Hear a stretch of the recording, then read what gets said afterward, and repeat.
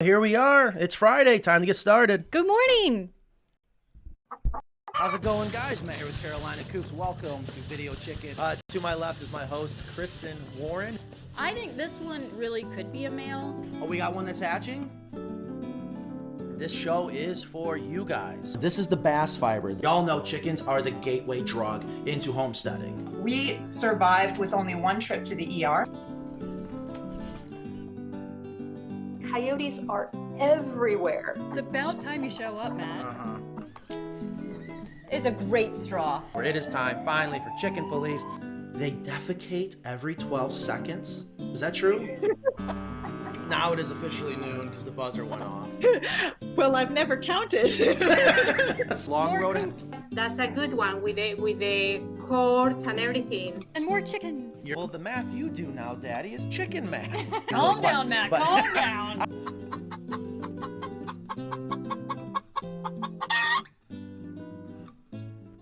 What's going on, guys? Welcome to Video Chicken. It is February 10th, 2023. We are live from our beautiful shop in Creedmoor, North Carolina. To my left, co-host, chickenista, chicken expert, Kristen. Hello, everyone. Nice shirt you got on today. Thank you. I got some Carolina Coop swag. Yeah, well, I think you have a This lot. is vintage. I think, yeah, that is vintage. And actually, what's interesting about this shirt is the company that we bought those shirts from, they didn't flash dry them correctly, and they all started just washing terribly. I don't know if you noticed that with that one. So this one hasn't been washed very many times, but I guess you don't wear it that often.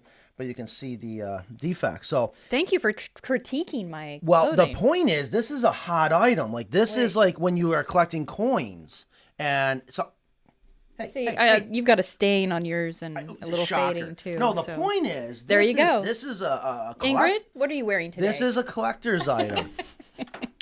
And I am not sporting any swag from Carolina Coops. Well, that is correct. But I'll tell you what, did you see Ingrid's shoes? No. Ingrid is rocking some hot shoes today. I always have good shoes. Yeah, she does.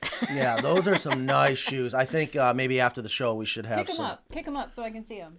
Yeah, check. Oh, jeez, there we go. Everything You fell already over. Had, you already had screwed Never things mind. up. Yeah, so never mind that. So what's going on, guys? Welcome. Today we got a really good show. Well, every show should be good, but I'm really excited about this because, again, we have a guest on who is from Meyer Hatchery. So if you're not sure what Meyer Hatchery is, they are a hatchery that sells baby chicks online, and I'm sure do many, many other things. So we're going to be bringing Tessa, who is in our green room right now. I have a fun fact. The very first chicks that I got were from Meyer. Hold on, I got to get this. You and your cat hairs. That's probably really? a dust bunny. Why are you guys like grooming each other? We're not grooming Well, each other. because we just slid into our seats here and Yeah. haven't looked in the mirror. Yeah, and I noticed that Matt didn't fix my microphone like he promised. Yeah, I we're am just winging one it. man. I was out there on the floor going over the Carolina Coops coop. Finally. Yeah, and I was on the floor looking for something to prop my kitchen sink up. Oh my gosh, I don't understand what happens in your world. Speaking of Kristen's world, I don't know how I many, got some good stuff this I don't know week. how many people out there go to their property and all of a sudden someone stole a tree. Was it a felled tree? No. Or was it, No. They No. chopped it down and And took it? yes, Chopped it down. What? They Was it a black walnut? Black Yes. walnut. Yep, that's why. they stole my tree this week, It's a black walnut. or it was last Thursday night. You can't make this stuff up. Yeah. The things that happen to you, I'm like, And the guy that just called me said that tree was worth easily 10 to 15,000 Yeah. milled up oh yeah. per board foot. Oh, yeah. Yeah, oh, absolutely. So I hope you pursue this because the thing that you guys don't know about Kristen, probably one of the most forgiving people I've ever met, too forgiving, and you need to go hunt this person I'm fired down. up. I know. Anytime someone criticizes your tax deductions or messes with your trees, watch out. All right, so. I hope, yeah. And all my tax deductions are legit, in case anybody from the IRS is watching. Oh, sorry. Yes. Yeah, good old yes. Iris. What are you eating today? Well, we don't usually eat on the show. I would like to get through my breakfast. Didn't even have a chance to get to my coffee. Thanks for sharing. But yes, today Ingrid is rocking some shoes. She is here still trying to fix her microphone. I might have to go over there and Oh my fix God. it. No, it's fine. It's fine. Everything's I'll just fine. sit here in the corner. I'm not mad. Yeah. So what is going on? There's been so much going on in the chicken world right now about the price of eggs, and you've been pumping me even more information that there are results coming out about feed, right? Oh boy. Come on, you can spill it here. You mean tests? I'm still waiting on the actual tests.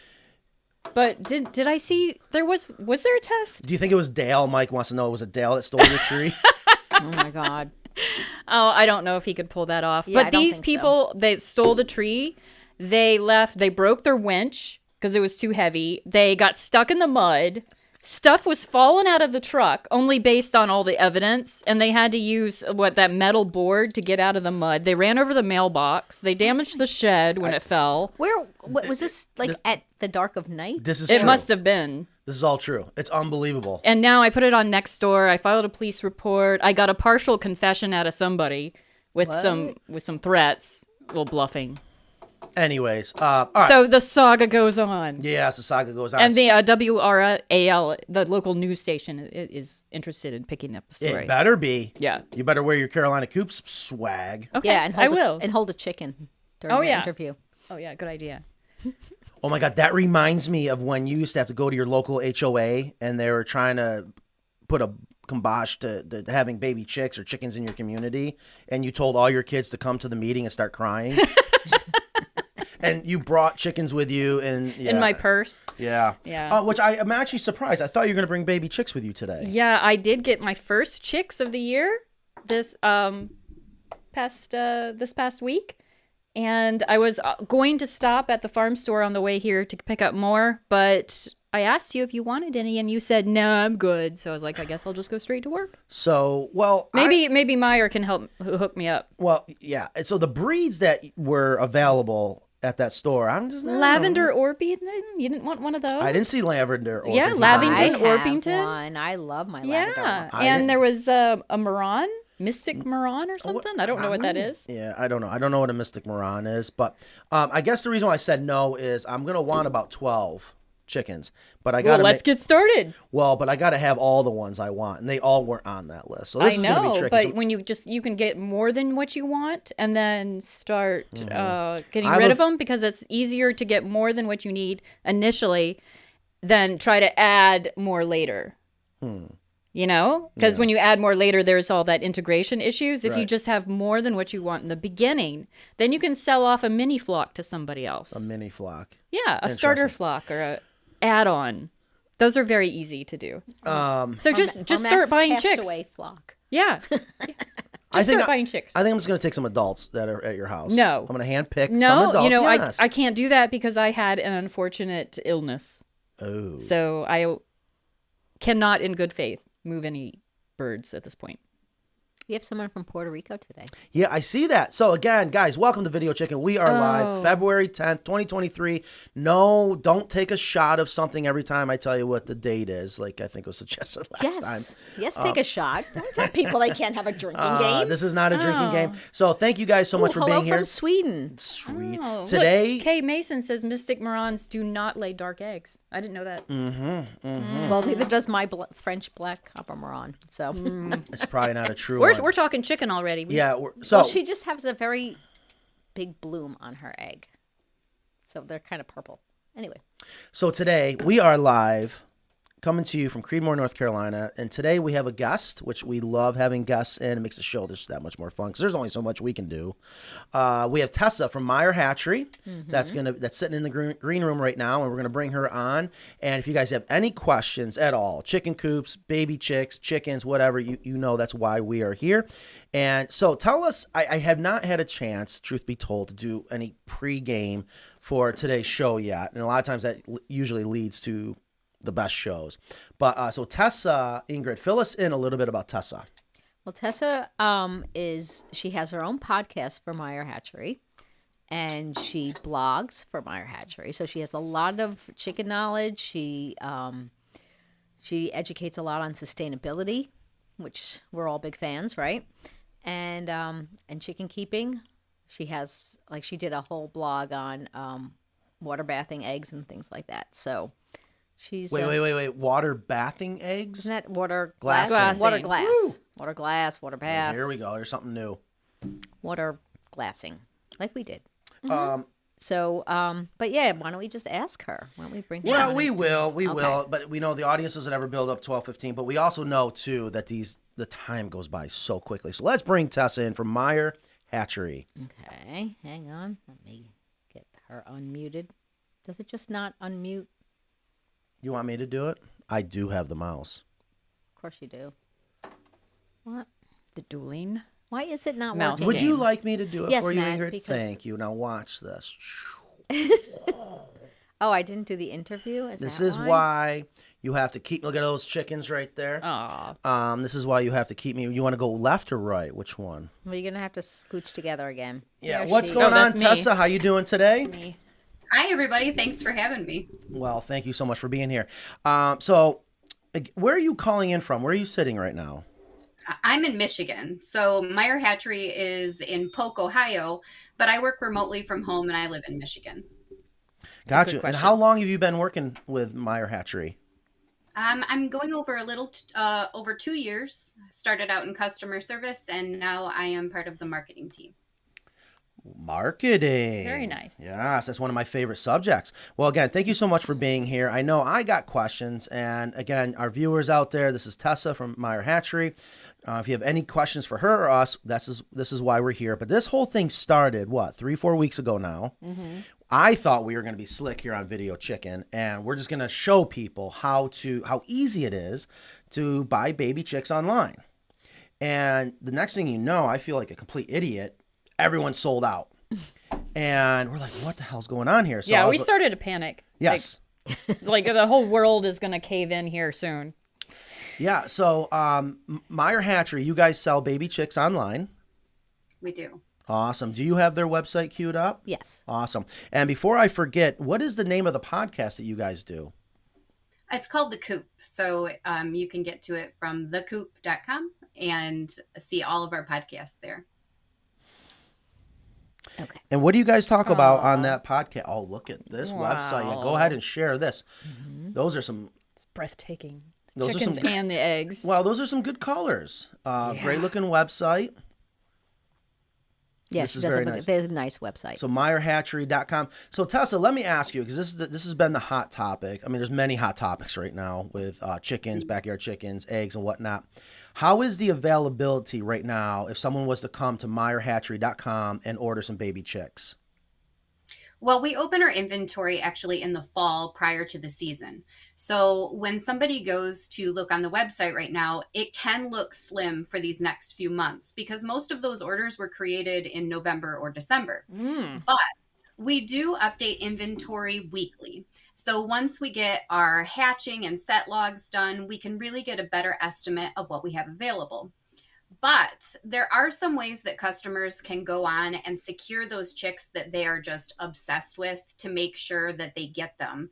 You might have to be a little bit flexible with your dates, but one thing that's nice about Meyer Hatchery is that we have back in stock notifications. So when you're actually finding a bird that you have to have, there is no substitution, you can click on it and then we'll send you an email as soon as inventory comes back in. But there's one more pro trick, and that is on hatch days, which are usually on Mondays, we do usually have an overhatch, and those get posted in the morning on the website as inventory, and you can shop for same day chick shipping. So what was hatched that day, you can gather and order for delivery that week. Pro baby chick buying tips. I love that. Yeah. So what you guys are looking at right now, and if you're listening to this after the live show, I'm sorry you don't get to see it on the podcast, which is why you got to be here every Friday noon Eastern. This is an awesome website. Yeah. I see something shocking and exciting. Our bantams are sexed. Yes, I Yeah. noticed that too. Wait. No, that's impossible. It's not impossible. A lot of our bantams are either auto-sexing, so we're able to tell at hatch, or we have hired professionals to come in and safely sex these bantams so that we can send them and sell them as female, male, or straight run. Wow. Okay, so actually, speaking of that, one of the things I wanted to ask is about sexing because, you know, especially lately with all the buzz and people are trying to get on the bandwagon now, all of a sudden they think backyard chickens are now cool. They've been cool for a very long time, people. But one of the things I saw recently is, and I would love to know if you think this is true or not. If you take a baby chick, hang them upside down, if they just lay flat, upside down like No. that. It's a. Oh, don't answer yet. Now hold on. It's a female. She baby chick. laughed. She laughed at you. And if they She's laughing more. If they curl up like this, what are you doing? That's a male baby chick. Is that true, Tessa? I'd say no. Yeah. in no way. Yeah. And your imitation was great. Crushed that for you. You flailing around like a So, baby chick, that was awesome. More and more, I'm realizing what I watch on TikTok is not true, and it's devastating me. Oh boy. Imagine that. Yeah. You Who would've mentioned safely sexing the bantams. Now, I thought that was interesting. Can you expand a little bit more on what you mean by safely sexing them? Sure.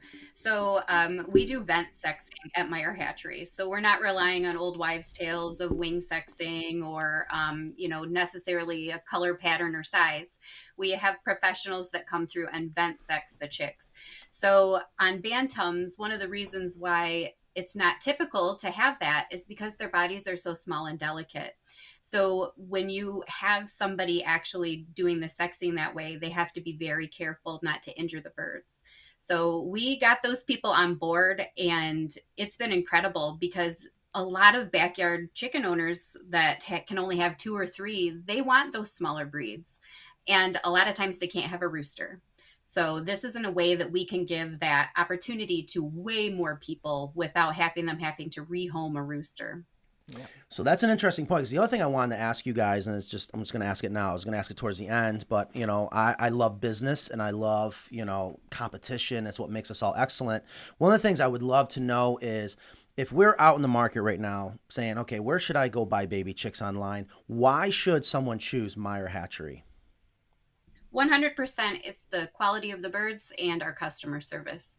As somebody who came from customer service here at Meyer Hatchery, our turnaround time is unprecedented. So sometimes the phone calls may get backed up, especially on hatch days. But if you email us or chat us, there's a 2 to 4 hour turnaround time, and you'll get your questions answered.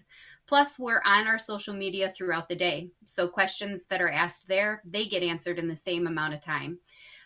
And a lot of times when people are getting chicks for the first time, their questions are urgent and they are in distress.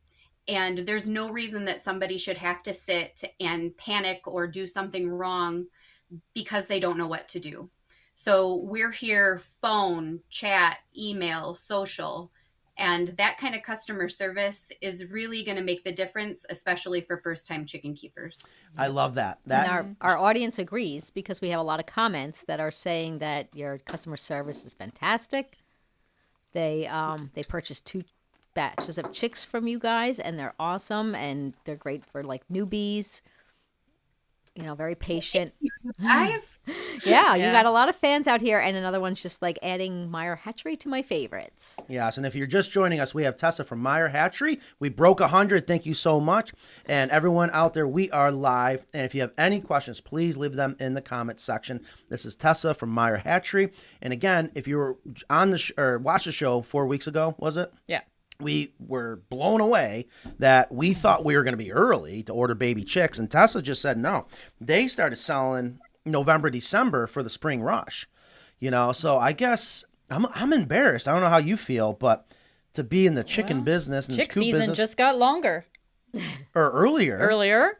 Yeah, this is incredible. We have some questions for Tessa. Yeah, so I would love, if you guys have any questions, please leave them in the comments section. We can start asking Tessa some of those questions, or Ingrid will bring it up. But if you don't have any questions, please just say hi. Let us know where you guys are watching from. And of course, if there's anything you guys can do for us, please help promote and share the show. So Deb wants to know, what's your minimum chick order? so that's seasonal. Now, this time of year, our minimum order for chicks is 8. But starting in March and April, you'll be able to order as few as 3. And that goes all the way through until usually November, when we switch back to 8. And that's just to keep the chicks safe. So during those warmer months, just 3 chicks can ship safely across the United States. And then in those winter months, we like to have more so that they have the body warmth. So, okay, thank you. Rob Smith says, I got my first order coming from Meyer in May and was wondering if the Grow Gel and Vital Pack come with the shipment, and if not, how beneficial is it to use these? So every Meyer Hatchery order is going to come with grow gel. That is a little bag that comes inside the slot inside your box, and that you add into your it kind of creates like a green paste that you can feed to your birds. The Vital Pack is a whole separate thing that's a water supplement. So it's something that's kind of like Save a Chick. Mhm. That part is something you can add onto your order. And when you do that, you get enough to use it for months if you wanted to. It's good for up to, I believe, like 500 chicks. And most of the time, people are only getting 10.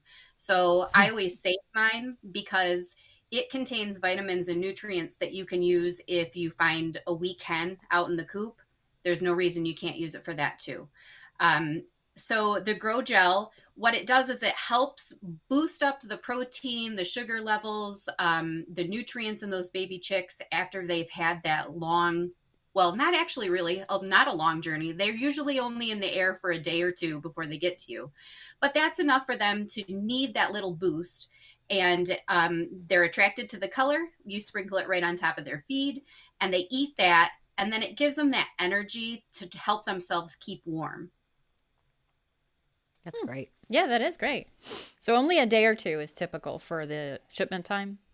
Yes. Okay. So it's usually within 48 hours. Most hatch days are on a Monday.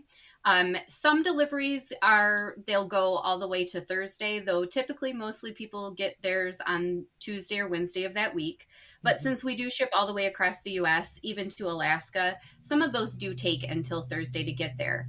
And it's safe because, if you've hatched at home, you've got a window between the time when the birds hatch and when they really need food and water.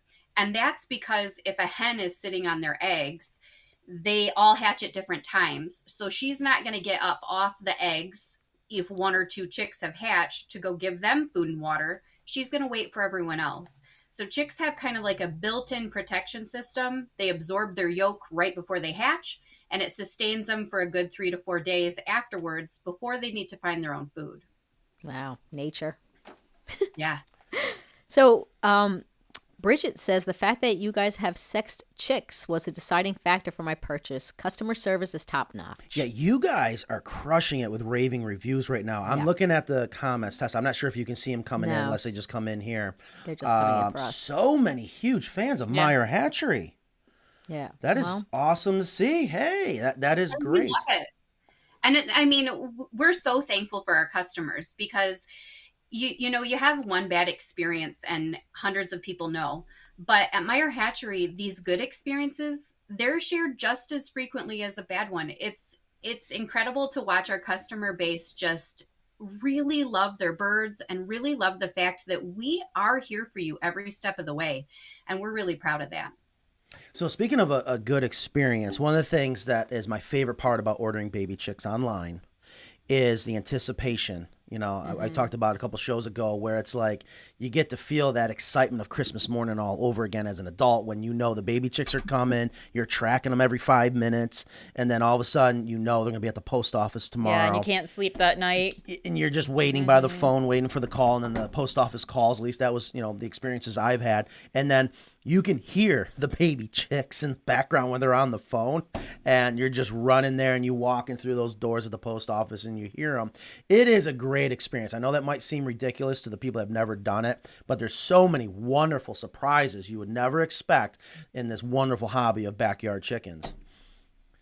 So Tessa, real quick, I know there's more questions coming in. I do want to get that, but I'm just fascinated by this, about the sexing myths. So we talked about the one if you hang them upside down, and you mentioned another one that I see all the time, and I tell you, people insist by it, that you can tell by the feathers. Can you expand on there, talk about that? Sure. A lot of these breeds that most hatcheries offer now are hybrids or they are designer breeds. And there's really only a few breeds that you can do sexing by the feathers. And they're typically ones that you would be able to tell what we call auto sexing, where their color pattern is also different too. And so like the cream leg bar, that's an auto sexing breed. They look completely different at hatch. Same thing with golden buffs, which are those really high production brown egg layers. Those ones, when they hatch, they look different. But now birds are not the same as they were when a farmer was getting them 50 years ago and there were only a couple of breeds to go by. So feather sexing can be reliable in some breeds, but it's very few. And also, speaking of sexting, and this is going to be kind of a tough question, but something tells me you're going to knock it out of the park, I hope. It's a tough question. And this is, I want to hit both sides. And this is a concern, is what happens to the baby males, the baby chick males that are not purchased because they're not males at Meyer Hatchery? That is a great question. And it's something that a lot of people make assumptions about without asking. So thank you for asking. Here at Meyer Hatchery, we make sure that those males get homes. So we offer them in different assortments or straight run assortments that are at a lower cost so that those birds are getting homes. And then we also get them to local places around the hatchery where we're able to say we have 500 males. And a lot of places near there, a lot of farms will take them on as meat birds. Yeah, because we get asked that a lot. So I love that answer. People have this idea that they just get put right into a grinder. And I'm not saying it may not happen at some places, but I think it's important as we want to educate the consumer, which is, again, a huge part about this show, is Absolutely. to know why they should choose Meyer Hatchery. Have you seen a change in, like we've been getting a lot of calls for duck coops, and I'm curious if you've seen that on your end where all of a sudden more and more people are interested in purchasing baby ducks, maybe quail, anything like that? Yes. And it's actually really exciting that people are kind of going out of just chickens because I was just talking with Lisa Steele last month about raising ducks and the benefits and how they're almost more fun for a lot of people than chickens because of their personalities. They have this reputation for being really messy and gross, but they're very clean. They just really love splashing around. So it's something that people are realizing that they don't have to live on a lake or have a pond to raise ducks. There's a lot of tools available now for people to be able to raise just a few ducks in a coop. The eggs have more fat and protein in them so that they're really great for baking. And the ducks are not susceptible to as many diseases as chickens are. So that helps too, especially with concerns like avian influenza, because chickens, they're incredibly susceptible, but ducks can be carriers. That doesn't mean that they're not susceptible, but it does mean that if you keep a closed flock of ducks, you'd be able to safely keep them without transmitting that to anyone else. And urban quail keeping is highly on the rise. And actually here at my house, I am transitioning over into having more and more quail because they're prolific layers and they're also really good for meat. They start laying sometimes as early as 6 weeks. And even though they have a shorter lifespan, they are personable, they're quiet, and even in most urban areas, you're able to keep them as like pets rather than poultry. So people who live in apartments can safely keep these quail on their deck or even in their home and still enjoy fresh eggs that they know where the eggs and meat came from. Yeah, that is awesome. Yeah. One of the things that we have yet to prove, but I'm sure there's professionals out there that have proven it. But Tessa, I would love to get your opinion on this. I have been told that people that have egg allergies are perfectly fine eating quail eggs. I've heard that too. And though I don't know the scientific facts about it, I was talking to a friend who has a daughter who has allergies because it's like a certain protein. I don't even know, like a strand of DNA that makes it so that it's easier to digest in some ways. So it's definitely something to ask your doctor about and see if they suggest you trying it. Because if it's that easy to change over and still be able to use eggs in your cooking, then it's a great opportunity. Yeah, I need some people with egg allergies. I want to bring them on the show, sign a waiver. What about duck eggs? Do duck eggs have the same... do people that are allergic to chicken eggs, can they have duck eggs? Because I thought I've heard that. If that is... See, and that's another one too that I think it really depends on what about the egg the person is allergic to. Right. Because they do all really have the same content. It's just in different levels. Right. So I want to go back to ducks a little bit because there's another hot topic behind the scenes here at Carolina Coops, and it came up again recently. And Tessa, I would love to get your opinion on this because you hit on it. If someone's going to have ducks in a duck coop, and you mentioned that they don't have to have a pond or whatever, what is your advice for people that are going to have ducks and make sure they're healthy and happy and getting the water they need? What type of application should they have for water for ducks? It depends on where you live, how you're going to set it up. Because here in Michigan, it is more difficult to keep ducks, but it's not impossible. So ducks really, they don't have to be able to swim year round. What they do need to do is to be able to dip their entire head and beak in, because that's how they clean out their nares. When a duck eats, it eats and then it immediately dips into water to help them digest and to bring that food down, as opposed to a chicken that would eat and then kind of use like a grit substance to help them digest. So the duck, as long as you have a waterer that it can submerge its head into to clean their nares, that's enough to get them through the winter. But a lot of people will find that if they have small like stock tanks for swimming for their ducks, they have de-icers that can be used in there so they're able to bathe and splash around in the winter, and it's completely safe. Like, I would never want my chickens walking in standing water during the winter, but ducks themselves, they are made for it. I mean, you see ducks out at the local lake this time of year swimming. It's no different than your backyard ducks. So if you do decide to have some kind of pool for them, just their action alone in it sometimes is enough to break up that ice. And then throughout the summertime, when there's higher temperatures and more opportunity for bacteria growth, it's always just really important to have a water source that you can be cleaning out any artificial pool that you've made for them, just to keep it clean. And then if they do have access to some kind of pond or lake, just know that allowing them to go there and interact with wild ducks can make other species in your flock more susceptible to disease. So just be cautious with that.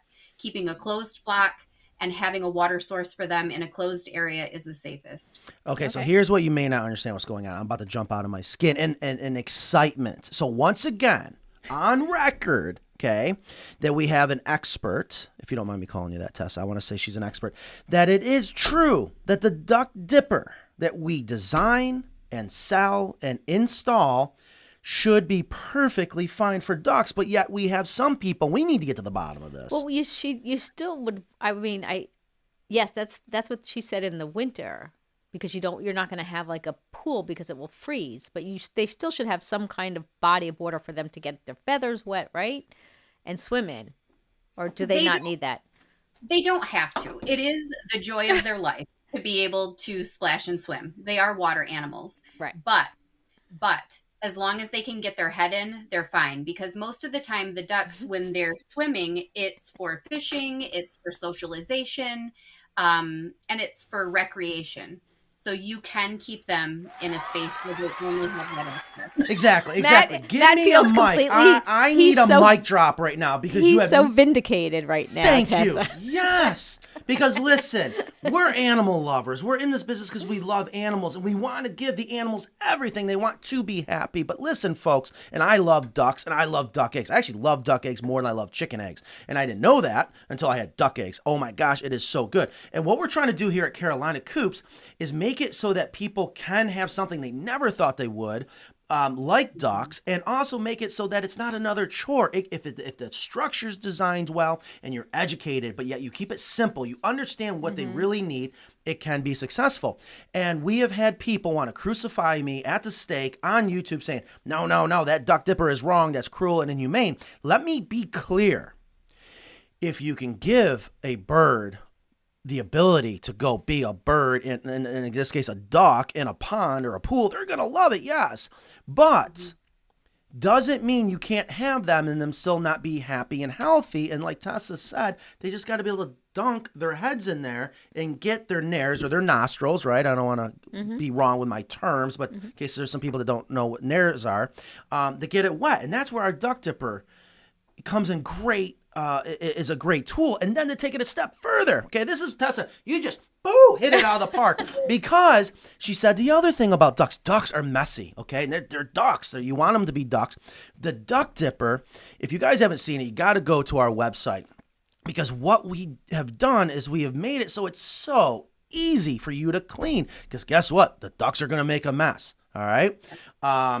We have made it so that this duck dipper is designed like a sink or a bathtub, all right? It's just a basin, and you can clean it out without even having to get your hands wet, okay? But I'm not going to go on any more about that. Just Tessa, thank you. Thank you so much. You made his day. Yes, because it makes me so mad, and I know there's going to be people out there, All and right. that's fine. We got Matt fired up already. Well, I'm happy. Anyone doing the drinking game? I'm happy. Okay, but very I want to get some other You're people. gesturing with a mallet. Well, because I was about to make a proclamation. Okay. Because right now, the duck dipper, correct me if I'm wrong, is Discontinued? is off limits to sell. Yes. Based on more research. But my God, I've done the research, at least, but I know I'm not going to make everyone happy, but I want to. And we're talking about animals, so we don't want to be wrong. Okay, we can screw up humans. We do it all the time. But our animals, no. Okay? All right. So, Tessa, thank you so much about that. Whoo, man. I have a happy now. question. How is this season compared to previous seasons? Did you see an uptick in 2020? Are we on mark to meet that or beat that? I think that since 2020, chicken keeping has just risen every year. We're just shocked every year by the number of new chicken keepers. And now we're seeing in 2023 that a lot of the people that started chicken raising in 2020 are replenishing their flock. Ah. Not only do you have a lot of new people coming in, but you have these now experienced poultry owners expanding. So it is busy. Okay. We have some questions here too. Jay says, if we already placed our chick order, can we add more chicks to an order if we see a breed pop up available that wasn't available when we ordered? That's a good question. Yes, absolutely. So with a phone call, chat, or email, you can do that. It is based on, fluid inventory. So a lot of people will put in back in stock notifications for some of those really popular breeds. So the faster that you can get into us, the better. But yes, we do it all the time. It's probably half the work that our customer service team does. I can imagine. Yeah.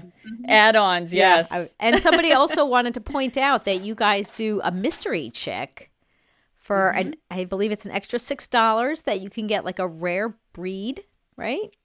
Is that correct? We do have assortments. The rare breed assortments are, it is very close to $6. I think it's 6 and some change, but that's actually my favorite assortment. It's what I order almost every single time because I love surprises. Like if I was a child, I would be totally into those mystery bags. And that's what the rare assortments are like, because for $6, you're getting these breeds that are all of a higher value. Wow. They're a great mix of all different kinds of layers. And it's my absolute favorite. So do you is there like a bunch that you have listed and then it's going to be like however many of those, or is it just complete, like you might get like some kind of like, bird that you've never heard of or something?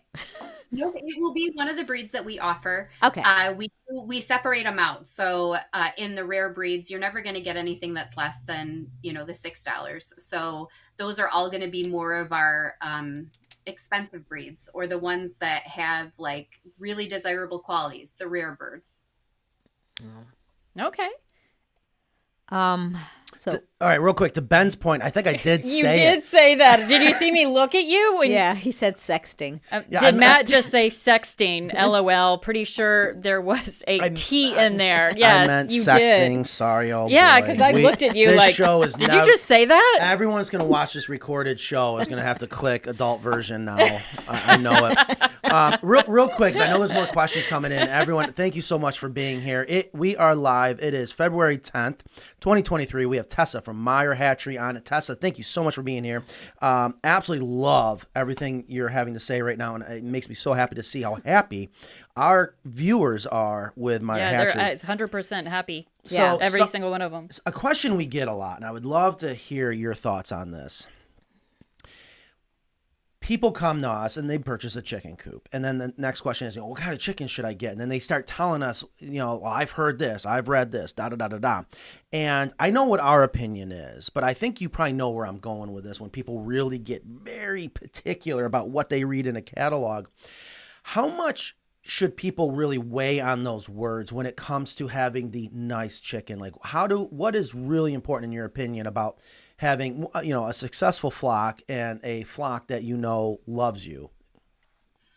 Well, there are breeds that, like when you go to our website, you can filter things by their temperament, their flightiness, their mothering qualities. And a lot of times you'll find that some of those, like right there where it says friendly and calm or friendly and active, taking that into account, you can really start to choose which breeds might fit that best for you and your flock. Because if you know that you want a flock of friendly blue egg layers that lay a ton, there's not usually a whole bunch of breeds that fit that need. But as you can talk about with people, not every bird is going to fall into that same category, because for every person who has, like Buff Orpington is my favorite because they're so fluffy and cuddly. Well, if you have enough Buff Orpingtons in your lifetime, at some point you're going to have one that's just a complete turd. Exactly. And some of that is just who they are, and some of it is the amount of interaction that they have as chicks, or even their like coop and accommodations, because the more comfortable they are, the more interactive you are with your flock and making sure you provide them everything you need, that relationship is built. So I always find like I've never really had a breed that I would say isn't friendly. They're all friendly under the right circumstances. So being flexible and trying new things is really important, especially now when maybe some of those more traditional breeds are sold out. We're creating these breeds not to be the kind that chase you down and peck you. So we have those too, right? Everybody's had the rooster that just pecks the back of their legs as they go. But using those filters is a really good way to find alternatives if the breed you were really hoping for isn't available. Okay, so a couple things. Thank you again. See, folks, it's not just us saying this. It's really that simple. It has so much to do with the right coop, and then how much interaction you're going to have with them. Yeah, and I love on their website you can filter through those things that we hear a lot, and I think that's just a great tool to be able to use while they're picking hopefully the ideal chicks for them. But I love how she said, if you've had enough Buff Orpingtons, you're going to get that one turd. We couldn't agree more.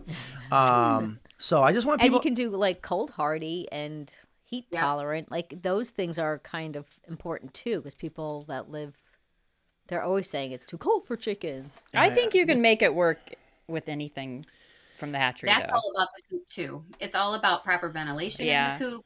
You have your coop on your property. So there are some that are more, typically sustainable in a cold environment. But even like here in Michigan, I have Egyptian Fayumis. Those are the original chicken breed from Egypt, and she does fine. But it's because I have the right number of chickens in my coop, and my coop is well ventilated. Right. Speaking of the coop, because we are in the coop business, this and that, and I thought we I think so, aren't we? And I know there's more questions coming up, so Ingrid, whenever you're ready, bring in some more questions. But there's a couple things, of course, I gotta ask. Another question we get a lot is, do you heat your hen house at night in the cold winters, or is it best to make sure you can block the wind chill, still allow some ventilation? I'm sure you probably get these questions a lot. And again, we have our opinions, but I would love to hear what your answer is to when people come to you about heating their chicken coop. So I am an anti-heating your coop. I actually have a TikTok and reel about it that it gets some flack, and I understand, because people only want the best for their birds, and they're going to do what they feel is best. But heating a coop is such an opportunity for tragedy that it's not worth it to me. There are alternate products that can be used to help keep your birds warm, but as long as the wind is blocked, there's ventilation, you're not keeping water in your coop that's going to create moisture that's going to give your birds frostbite, and you have the right number of birds in your coop, there really is no need. Even in, Alaska or It's just not necessary. Thank you. See, she folks, was vindicated once See, again. again. Wow, you're gonna get excited again? Yes, because guys, we are not paying Meyer Hatchery to say this. We are not paying Tessa. We did not have our meeting in the beginning. Like, okay, here's what you got to say when I ask why. No, it's that. No, we simple. are winging it. We are. Really? Yes. Um, Oh yeah. The chicken puns never end. Yes. So Yes. guys, it's just that simple. And I tell you, and Tessa, I'm sure you have had the same situation. People are like, oh my gosh, what, you don't like your chickens? I'm like, oh my God, like sweaters. It drives Yes. me nuts. We When- can't anthropomorphize. I've been practicing that word. Yeah. It's giving human qualities to animals. We can't Yes. say like, oh, they're cold because we're cold. They're built for that. What is your best-selling breed? Ooh, I like that. We have a lot that are very popular. So the Buckeye is one of our most popular breeds because that was created in Ohio. I was gonna say that's proprietary. Yeah. So, but honestly, Buff Orpingtons are really popular. So are Barred Rocks. And recently, Bantams like Silkies are incredibly popular. Oh, Matt's And a favorite. lot of people are looking for, but it changes every year because in the past, people were looking for a lot of designer birds, but this year, people are looking for production birds. So your leghorns and things like that. See, she mentioned my two favorites, Barred Rock and Orpington. Yes. And a bantam. Yeah, you can't go wrong. Yeah, And you but have to have a bantam. We're Yes. big proponents on everybody has to have Yes. a bantam. But Yes. Matt does not. He's Oh not my a, gosh! He's we not just, a fan of oh silkies. God, they're such a pain in the butt. And we just recently, again, our silky ramp is becoming more and more popular. Where we designed this ramp, so it's like, It's a handicap ramp. yes, because they need it, folks. My gosh, if you have silkies and that's your first breed of chickens, and you're a little frustrated, But if you have one Here hatchery we go. silky and a flock of regular birds, they tend to just keep up. you're gonna really see. Oh, In my opinion. yeah, you can. Yeah, there is some truth to that. I'll give you that. There's a question that I think I want to make sure that we ask because this is interesting, and this is another website that, again, we don't get paid to say this. We're not trying to plug them, but mypetchicken, right? .com. Yes. The question is, does My Pet Chicken, when they sell baby chicks on their website, are they coming from Meyer Hatchery? So a lot of hatcheries all work together. And in some capacities, we do have partnerships with others around. So part of My Pet Chicken does interact with Meyer Hatchery, as we do with other hatcheries around for different products. That's actually really normal in the hatchery business because, not every hatchery can make every certain kind of chicken or duck or quail or guinea. So we do work together. I'm really curious, and this is another question I don't want to forget to ask, but at these hatcheries, are there all the adult chickens and you're breeding them and collecting the eggs and incubate them, or do you have like breeders around the country that you purchase the fertile eggs and then you bring them in and get them ready to be hatched in an incubator? So all of the chicken breeds that we offer here, we do have our own flock, and we take the adults and we collect the eggs and we incubate and we set them. There are some that are more production, like Cornish cross and some of the Rangers or heritage turkeys. Those ones are more specialty and they're needed in higher quantities. So those are the kind that are going to be from a different party, and we get eggs from someone else. But then when it's time to expand what we have, we'll look for breeders who are independent breeders, high quality breeders, if we're looking to bring in a new breed. And then we can start a flock of our own that way. What does it take? Okay, I'm just going to put it out there. It's on my bucket list. I want my own breed. I want my Carolina Coops breed or whatever. And I'm a little jealous. We love Lisa Steele. Love that lady because, again, and you remind me of her because it's not complicated. But here it is. Here's the facts. And if you guys realize that if you overcomplicate it, you're going to screw it up with chickens. Keep it simple. That's one of the things that we love that Lisa Steele preaches. And then people give her crap for it. It's like, oh my gosh, people, come on. But she has her own breed at Meyer Hatchery. There's a couple. A couple? Mm-hmm. I want to know, what does it take to come up with your own breed and say, this is our breed? Like, do you have to make it official? Do you got to get a patent on it? How does that work? Well, the breeds that we have with Lisa Steele, those were her ideas. So she has a very distinguished color palette in her birds. And so she wanted to be able to offer her customers birds that not only looked like hers and her coop, but had those same kind of characteristics and feathering patterns. And she brought that to us. So at this point, we don't have any other exclusive breeds on the palette, but it's definitely something to think about. Yeah, I want to do it so bad. And of course, I love black. I'm a very gray person. That's my personality. But I love black and white. And my favorite is those silver lace cochins, just absolutely gorgeous. And I was like, man, I wish I could take that and mix it with. I love the copper maran. I love those dark eggs. But I also love those olive eggers where that's that 70s green avocado egg. I was like, man, it'd be so cool if we could make black stripes on a green egg. But anyways, I was just kind of really curious about that. Ingrid, There's a couple more questions. We're coming up to 1 o'clock already. Again, if you're just joining us, we are live with Tessa from Meyer Hatchery. Go ahead, Ingrid, some more questions. Well, somebody asked if you guys give tours of the hatchery, or are you not doing that right now, or because of the avian flu, or are there any things that are impacting that? Sure. In the past, Meyer Hatchery used to have a customer appreciation day where we would invite people into the hatchery, and under pretty good biosecurity measures, we were able to give people an idea of how things work in the background. But with regulations, avian flu, those kind of inhibit how many people can come in, because even as an independent chicken keeper, like I wear a different pair of shoes when I go into Tractor Supply to get stuff because I don't want to track it back to my house. So we don't currently offer tours, but we do have a retail store in Polk, Ohio. So if you are close enough to drive to pick up your chicks, you are welcome to do that. So you kind of bypass that shipping cost and you get a pretty good idea of what our facility is like while you're there. But we also have some tours of the facility over on our YouTube channel. Okay, that's great. Now, Francine, our friend Francine had a question, and I don't want to, she had it early on, and this could be for Tessa or Kristen or both of you. She has a bantam rooster. And she's wondering if the little bantam rooster is going to mate with the full-sized hens, or should she get a little bantam for Winston, her Gosh, rooster. I know how that goes. I saw it happen yesterday.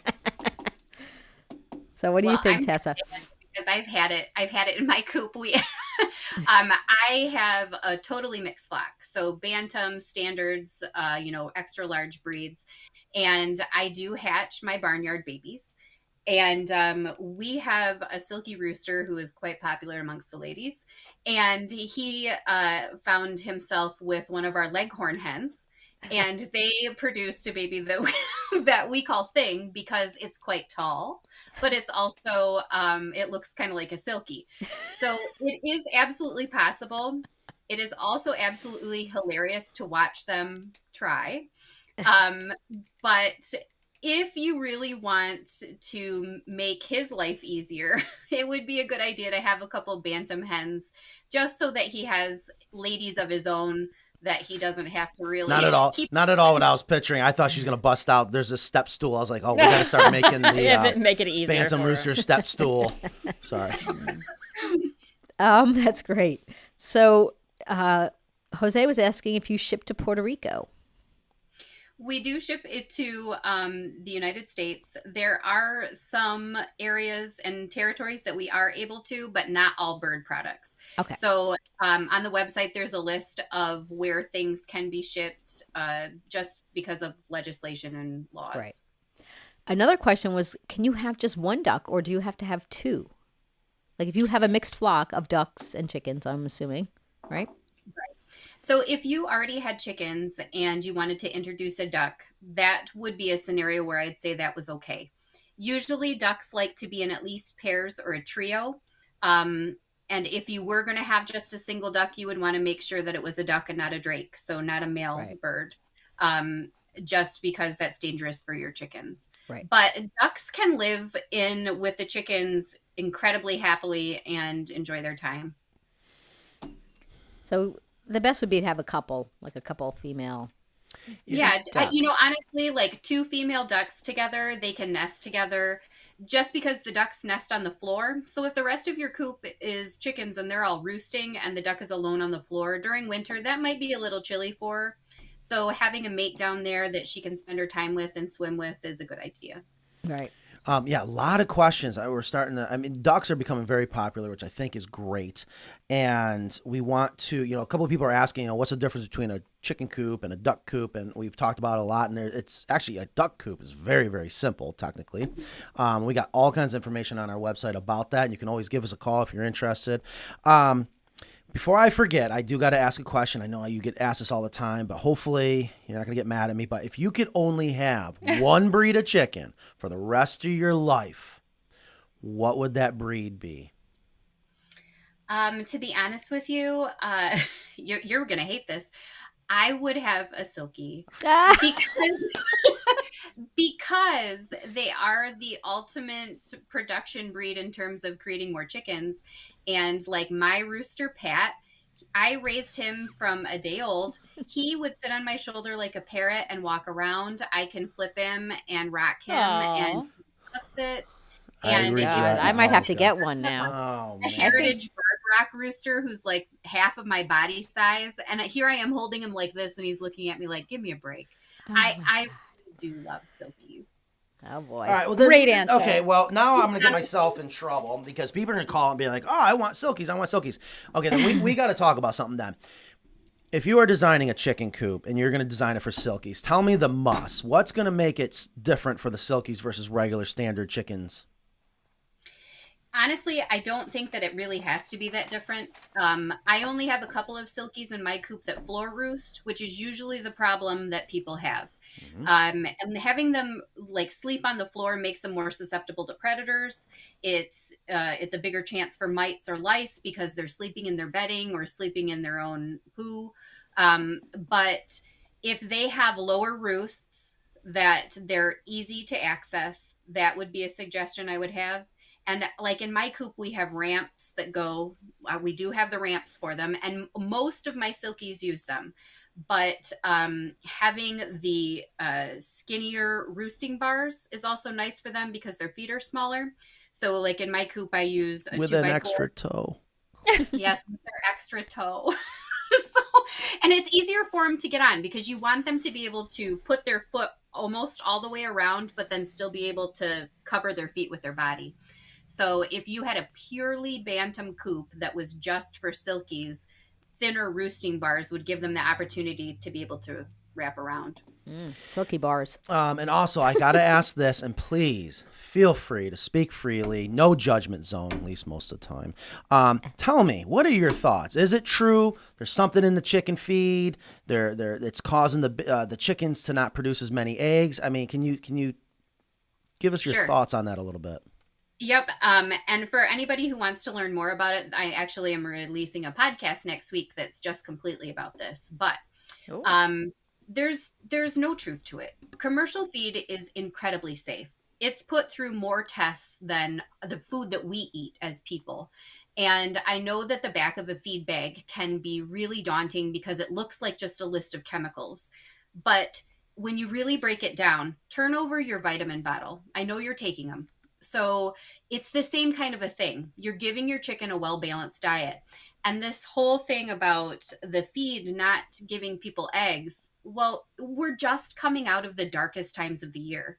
Hens are not naturally supposed to lay that time of year. And if you do choose to supplement your light and try to keep them laying through the winter, that's a personal choice. And a lot of egg farmers do it. But you had to start that process back in August for that to work. So unless you had birds that were hatched in like July and August that would just start laying during the winter season, chances are you're not going to have eggs during the winter unless you did something proactively. Wow. Okay. So we're coming up to 1 o'clock. Tessa, I can't thank you so much for this is more time than we were expecting from you. So thank you so much. Can't thank you enough. Really, really appreciate it. You just hit on another topic that is always in debate. I'm a fan of keeping it natural, keep it, the way nature has intended it. But there are a lot of people that ask us all the time about the artificial lighting. And the reason for the artificial lighting is to trick them into continuing to lay around the winter months, which my understanding is they need to have that break, right? They got to be able to whether it's to regenerate their feathers or to start their molting process so that they have nice new feathers and help them get through the winter, whatever. That is interesting that if you think it's going to work, you have to start the artificial lighting in August. So let me be clear for one. I am not a fan of it, but I've never heard that before. But I would love if you could touch on that a little bit, your opinion of artificial lighting for the backyard chicken flock. Yep. For a backyard chicken flock, such as my own, I do not use artificial lighting because the amount of like the battery that hen takes while they go through a molt is it's part of the process that their body naturally needs to go through. So you would have to be feeding them like feather fixer and all of these really high protein foods to be able to allow them to go through a molt at the same time they're producing eggs. And honestly, the whole process of like shedding all of your feathers and growing them back to be part of this natural process, they need that protein to do that. And I just don't think that in my personal flock, I want to give them that time to rest. They are providing me with such a wonderful gift every day as just being my flock friends and providing me eggs that for me, I'm letting them rest. Enjoy your winter. It sucks out there. Just rest. And you're also, I mean, chickens are born with the amount of eggs they're going to lay. So if you make them lay during the winter, you're actually shortening the time that chicken is going to give you eggs and possibly shortening their life. Because that's like the end of life when they stop laying. Right. So and there are breeds that are more capable to do that. So if that is your interest as a backyard owner, instead of supplementing life, find something like a breed that does lay heavy, like a golden buff. They'll have a really short, or even a leghorn. They'll have a really short molt period and they'll get right back on it. So there are breeds you can choose as an alternative. I want to just, before we let her go too, Virginia said, so happy that you mentioned Meyer's a few weeks ago. Received my chicks from Meyer this Tuesday. Shipping was less than 24 hours. All 16 were healthy, and they look like they've doubled in size already. Aww. So I wanted you to hear that because our fans just love you here. They're just... Oh, hold on. Bring up that comment real quick. Joe Clementi, the one... So that's one of my... okay. And I just wrote down flock friends. I love that. Yeah, bring that in real quick. You just said that. Yeah, I have... these are the things that scare me. Joe says, so I live in the village of Sterling, Michigan. I own 0.75 acres, but the village of Sterling doesn't allow chickens unless you own 20 acres. So I don't know who owns 20 acres in a village, but these are one of the things that scare me, where the local government starts to tell you what you can and cannot do. And I always want to make sure people, especially if you're going to be living close to people, be smart. I'm not like roosters, for example. A lot of people think you got to have a rooster to have chickens. And I gotta be careful how I say this, but I'm anti-rooster. They're loud, they're stressful to the hens, they're really not needed. But that is interesting. So in a village, you're not allowed to have chickens unless you own 20. In that particular one. Yeah. And typically those are old laws and ordinances that have been around for a long time. Yeah, so what's the advice there? Well, honestly, check your local state laws and your city laws, because the outcome of having chickens and caring for them for, a couple months or even a year before you get in trouble would be heartbreaking to have to give away your flock. So know what the laws are. But like in the town that I live in, when I would say even 10 years ago, you couldn't have chickens at all. It just wasn't allowed. It didn't matter how many acres you had. But people came to their city government and said, times are changing and we want to be in control and we want to provide for our family.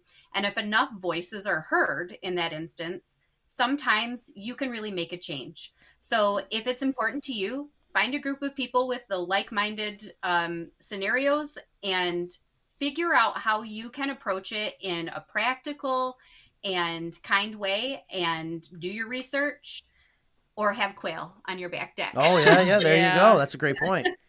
Also, Ingrid, go ahead. I see there's so many questions, and I'm not I sure just saw that Matt Ryan is doing the drinking game, and because he was able to make this one, and he said he's got the Tito shots flowing. So somebody asked with the mystery breed if that was sexed. Or, Yes. or yeah, okay, so they are. So when you get the mystery one, you're not going to worry about getting a male if you don't want to have a yeah. rooster for whatever reasons.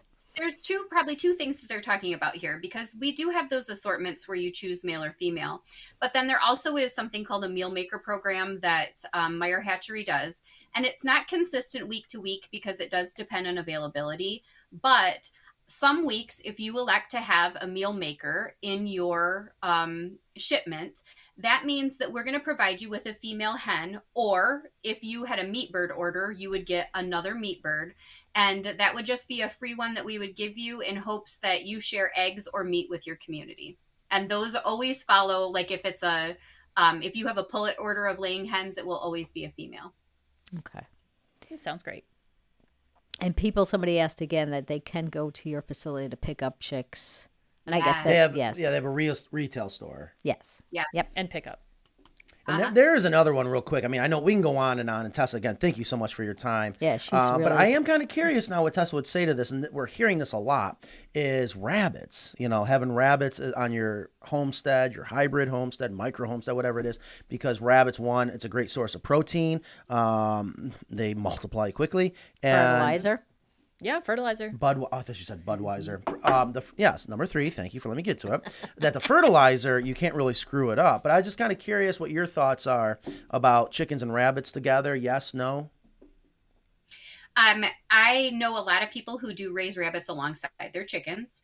So you do have to know that the chickens will eat the rabbit poop.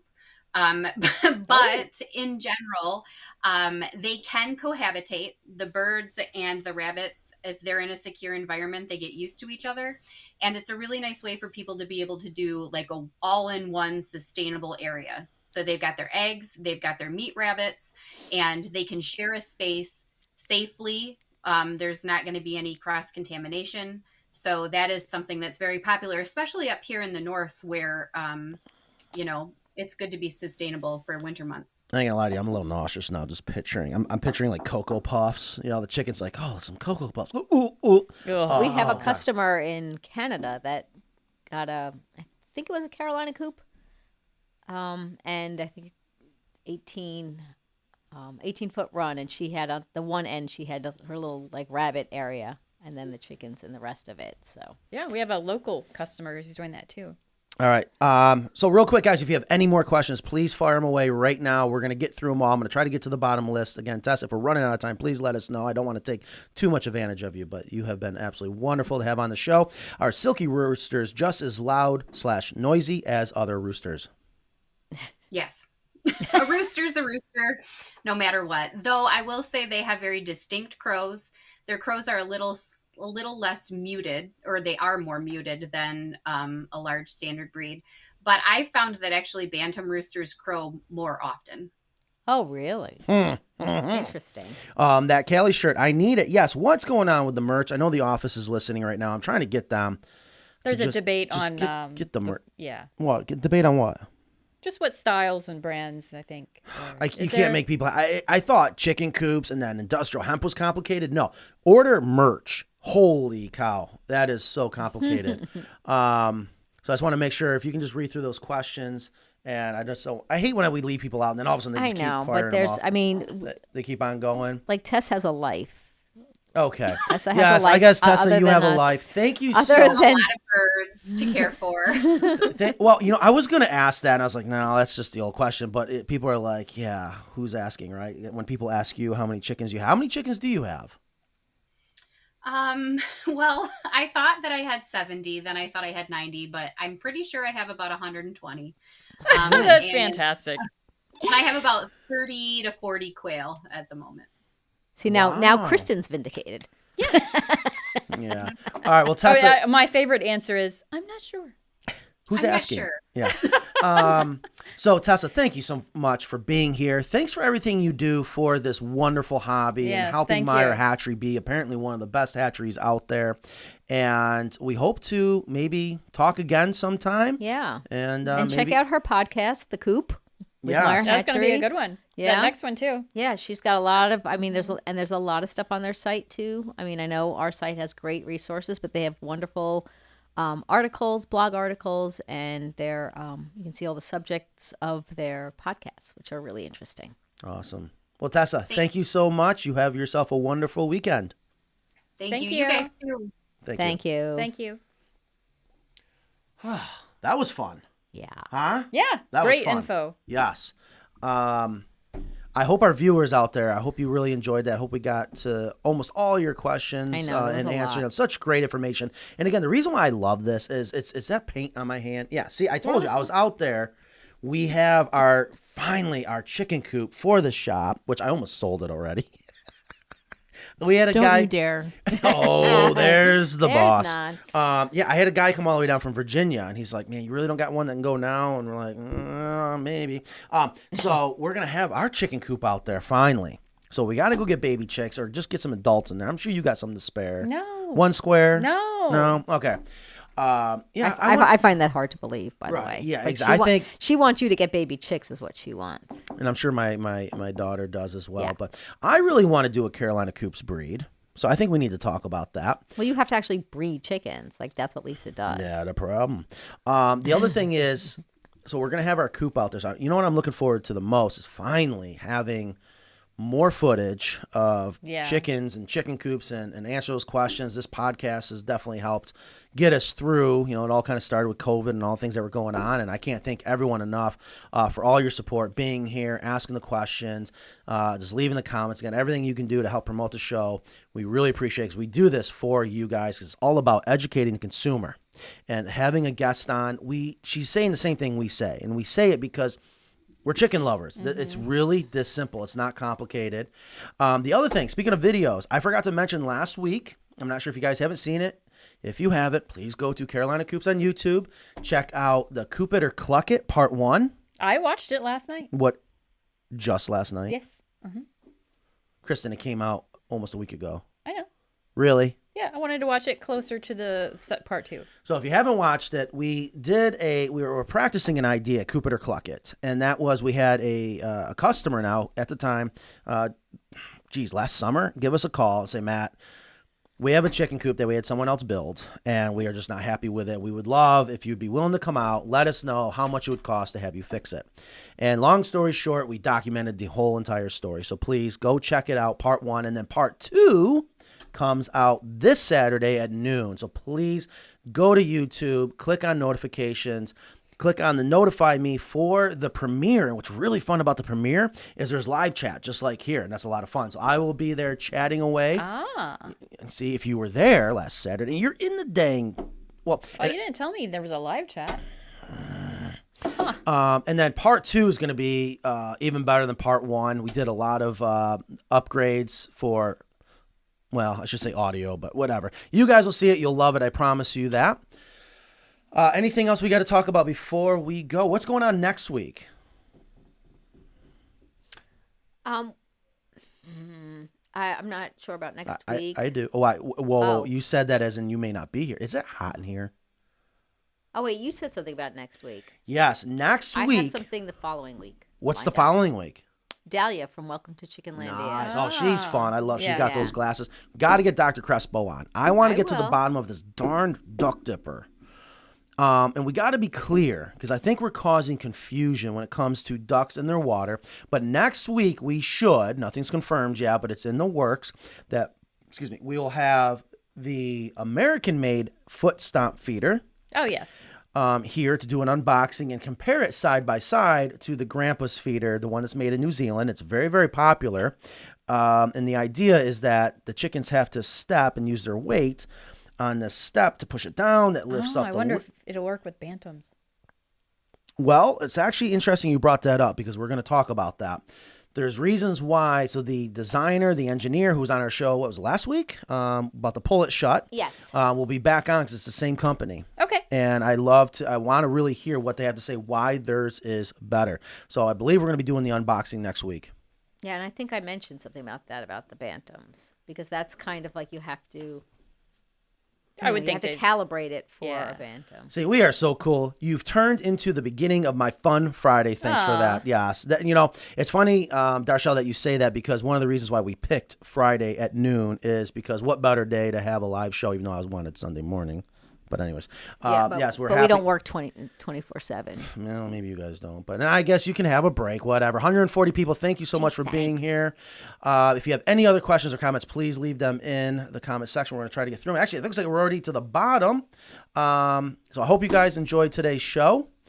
And I guess we'll see you next week to do the unboxing of the foot stomp feeder. Please don't forget, go to YouTube, Carolina Coops. Make sure you click on the notification so that you can watch part 2 of the Coop It or Cluck It. If you did not see part 1, please go watch it. And I promise you're going to love part 2. You guys have a great weekend. It is Super Bowl weekend. Oh, who are you rooting for? Yeah. I didn't know that. What? It's Super Bowl weekend. What do you mean you don't know? No. Whatever. All right. Well, I planted tomatoes and peppers already inside, so that's what my weekend is, planting. Well, all right. I hope you guys have a safe weekend. We'll see you next Friday. bye, guys. Well, that was fun.